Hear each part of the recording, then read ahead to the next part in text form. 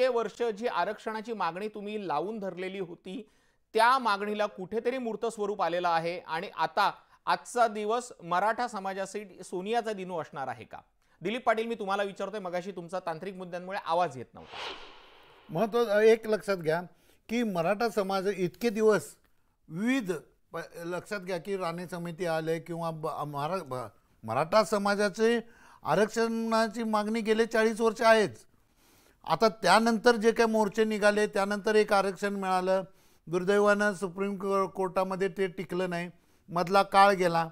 त्यानंतर परत एक आंदोलन उभारलं आणि आता परत शेवटी एक लक्षात घ्या, समाजाला आरक्षण पाहिजे. खरंय. मग ते कुठलं? बरोबर. मग कोण तर म्हणतंय की मला सगळे सोऱ्याचं पाहिजे, कोण म्हणतंय मला कुणबी म्हणून पाहिजे, कोण म्हणतंय मला मराठा म्हणून पाहिजे. बेसिक एक लक्षात घेतलं पाहिजे की मराठ्यांना मराठा म्हणून आरक्षण मिळालं तर केव्हाही चांगलं. कारण माझ्यासारखा माणूस की स्वतःची जात न बदलता, जातीचं हेडिंग न बदलता जर का आरक्षण मिळत असेल तर 100% सोन्याचा दिवस आपण म्हणू शकतो. त्याचबरोबर जे कुणबी पण आहेत आपले बांधव, त्या कुणबी बांधवांना सर्टिफिकेट मोठ्या प्रमाणात मिळत आहेत. 57 लाख काहीतरी फिगर सांगितले त्यांनी. तर त्याबरोबर त्याचं जवळपास 40 लाख लोकांना सर्टिफिकेट मिळालेले आहेत. आणि जे काही सगळे सोयऱ्याचं जे काय प्रयत्न चालू आहेत सरकारचे, सरकारला वेळ द्यायला पाहिजे. कारण एक लक्षात घ्या, सगळे सोयऱ्याचं जे 6 लाख जर का त्याच्याबद्दल जर का आक्षेप आले असतील तर त्याची स्क्रुटनी करायला पाहिजे. आणि ही स्क्रुटनी करून जर आरक्षण सरकार देत बसलं असतं तर मी तुम्हाला सांगतो खात्रीपूर्वक ह्या वर्षात आरक्षण झालंच नसतं. कारण पुढच्या 8-15 दिवसात आधी तुमचं आचारसंहिता लागणार लोकसभेची, त्यानंतर विधानसभा आली, त्यानंतर महापालिका आली, त्यानंतर जिल्हा परिषद आली, तोपर्यंत मेगा भरती पूर्ण संपली. म्हणजे त्यानंतर सरकारी नोकऱ्या ह्या मला वाटतं हार्डली वर्षाला 1000-1500च मिळणार. म्हणजे जे मराठा समाजाला न्याय विद्यार्थ्यांना मिळायला पाहिजे तो मिळालाच नसता कधीच. सरकारनं ज्या पद्धतीनं गडबड केली म्हणूया आपण, काही लोक त्याला गडबड म्हणतात, योग्य गडबड आहे मी म्हणणार. कारण 15 दिवसानंतर जर का सगळे सोऱ्यासाठी जर आपण थांबलो असतो तर 15 दिवसानंतर आचारसंहिता लागलं तर मराठा समाजाला फायदाच नाही. अगदी खरं. मी राजेंद्र गोंडरे तुमच्याकडे येतोय. सगळे सोयऱ्याचा मुद्दा आपण बुलेटिनच्या आधी सुद्धा डिस्कस करत होतो, मात्र आता पुन्हा एकदा मुद्दा हा उपस्थित होतोय.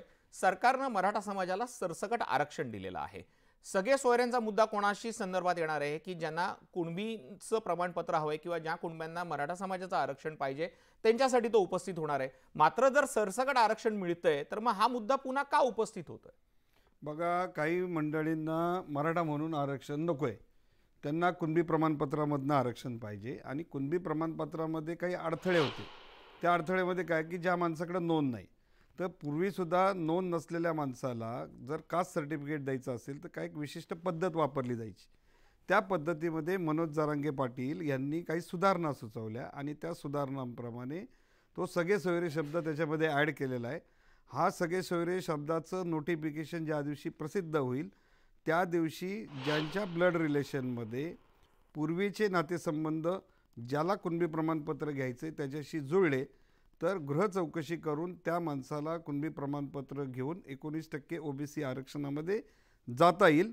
पण ते जात असताना त्या माणसांनी त्या ठिकाणी गेल्यानंतर त्या प्रवर्गासाठी असलेल्या आत्ताच्या मगाशी प्रस्तावित त्यांनी सांगितल्याप्रमाणे जी सध्या आता नोकर भरती तोंडावर येऊन ठेपलेली आहे, बरोबर, त्याच्यामध्ये OBCचा अनुशेष किती शिल्लक आहे आणि खुल्या प्रवर्गाचा किती आहे, AWSचा किती होता आणि आता नव्याने SABCचा किती, याचा तारतम्याने अभ्यास करून तशा पद्धतीचा निर्णय विद्यार्थ्यांनी घेण्याचं गरजेचं आहे.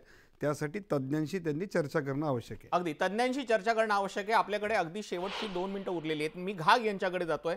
सर, तुमचा मुद्दा अगदी स्पष्ट होता की आम्हाला मराठा समाजाचं आरक्षण पाहिजे, आम्हाला कुणब्यांचं आरक्षण नकोय.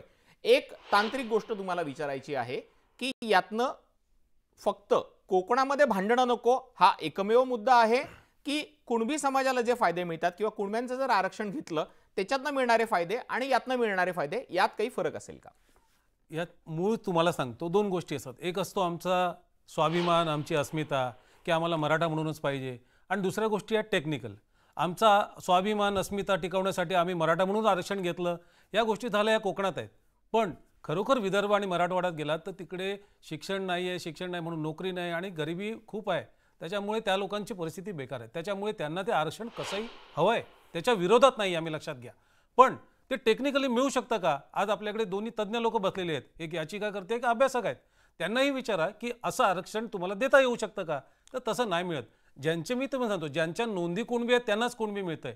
आता सगळे सोरेच्या बाबतीत अगदी खरं आहे. म्हणजे प्रत्येकाने सांगितलं की मराठा समाजाला आरक्षण पाहिजे. दिलीप पाटील मगाशी म्हणाले की त्यांना सुद्धा आरक्षण पाहिजे, ते कुठलंही मिळू दे, कारण की त्यांना आता मराठा समाज कंटाळलेला आहे, तिथली लोक वैतागलेली आहेत, कारण की त्यांना फायदे मिळत नाहीयेत. आणि मराठा समाजातल्या विविध संघटनांचं मला मनापासून आभार मानायचे आहेत की आता समाजाला आरक्षण मिळण्यासाठी संपूर्ण समाज एक झालेला होता. तुमच्यातले सगळे मतभेद असतील नसतील ते तुम्ही बाजूला ठेवलेले होते, संपूर्ण समाज एकवटलेला होता आणि आरक्षणाबद्दल कोणीही वेगळी भूमिका मांडलेली नव्हती, कारण की आरक्षण मिळवणं हेच तुमचं एक उद्दिष्ट होतं आणि त्यात संपूर्ण मराठा समाज आता सफल झालेला आहे असं म्हणूया. आणि आजचा दिवस मराठा समाजासाठी आनंदाचा आहे. तुम्ही सगळ्यांनी जी भूमिका घेतली होती त्या संदर्भात तुमचे धन्यवाद. या विशेष कार्यक्रमात वेळ झालेली आहे एका छोट्याशा ब्रेकची. कुठेही जाऊ नका, पाहत रहा न्यूज 18 लोकमत.